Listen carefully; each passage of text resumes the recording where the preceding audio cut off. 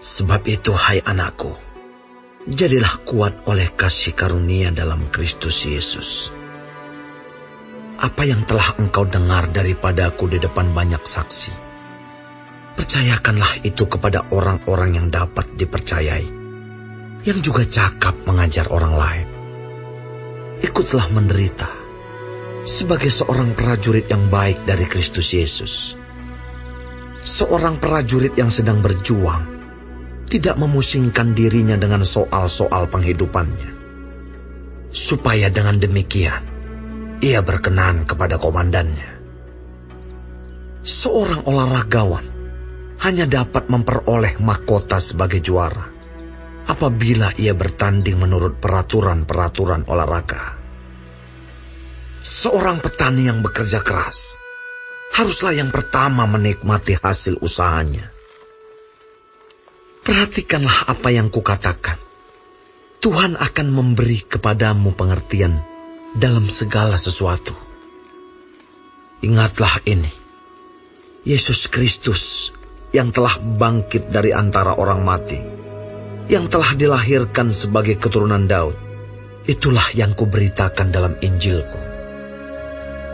Karena pemberitaan Injil inilah aku menderita, malah dibelenggu seperti seorang penjahat. Tetapi firman Allah tidak terbelenggu.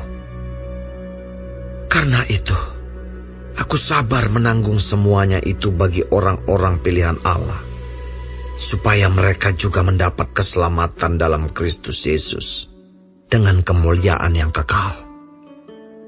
Benarlah perkataan ini. Jika kita mati dengan Dia, kita pun akan hidup dengan Dia. Jika kita bertekun, kita pun akan ikut memerintah dengan Dia. Jika kita menyangkal Dia, Dia pun akan menyangkal kita. Jika kita tidak setia, Dia tetap setia, karena Dia tidak dapat menyangkal dirinya.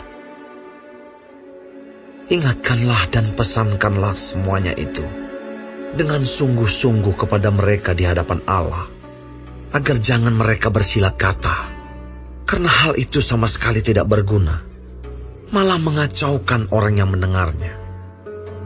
Usahakanlah supaya engkau layak di hadapan Allah sebagai seorang pekerja yang tidak usah malu, yang berterus terang memberitakan perkataan kebenaran itu.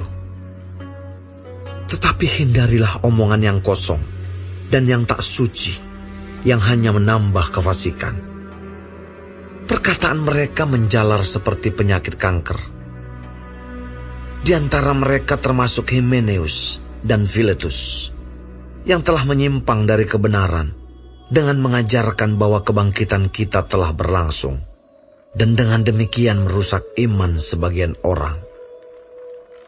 Tetapi dasar yang diletakkan Allah itu teguh, dan meterainya ialah Tuhan mengenal siapa kepunyaannya, dan setiap orang yang menyebut nama Tuhan hendaklah meninggalkan kejahatan. Dalam rumah yang besar bukan hanya terdapat perabot dari emas dan perak, melainkan juga dari kayu dan tanah. Yang pertama dipakai untuk maksud yang mulia, dan yang terakhir untuk maksud yang kurang mulia.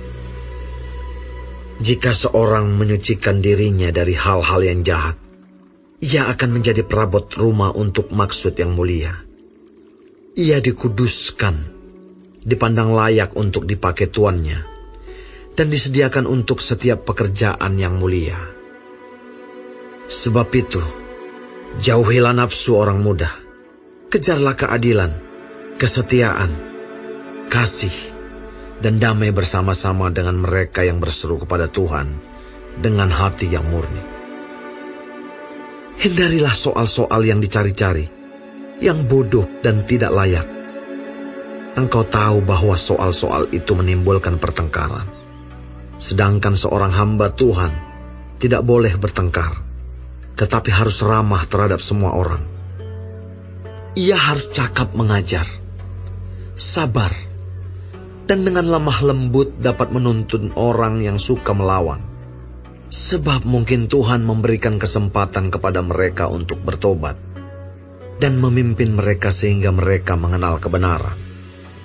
Dan dengan demikian, mereka menjadi sadar kembali karena terlepas dari jerat iblis yang telah mengikat mereka pada kehendaknya.